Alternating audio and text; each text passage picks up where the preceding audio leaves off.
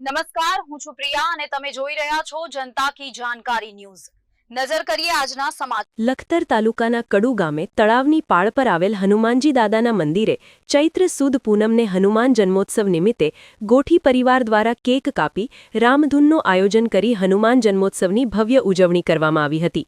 અંદાજે 200 વર્ષથી પણ જૂની પૌરાણિક અલૌકિક છે કડુ તળાવની પાળ પર આવેલ હનુમાનજી દાદાની આ મૂર્તિ। ગુજરાતભરમાં વસતા ગોઠી પરિવારના લોકો સહિત ભાવિ ભક્તો કડુ ગામમાં આવેલ હનુમાનજી દાદાના આ મંદિરે દર્શનાર્થે આવે છે। ત્યારે હનુમાન જયંતીના પવિત્ર દિવસે ગુજરાતના વિવિધ ગામોમાં વસતા અંદાજે 35થી વધારે ગામોના ગોઠી પરિવારના ભાઈઓ બહેનો ભેગા મળી અહીં રામધૂન સહિત ધાર્મિક કાર્યક્રમોનું આયોજન કરાયું હતું અને કેક કાપી હનુમાન જન્મોત્સવની ભવ્ય ઉજવણી કરાઈ હતી, જેને પગલે સમગ્ર વાતાવરણ ભક્તિમય બની ઉઠ્યું હતું।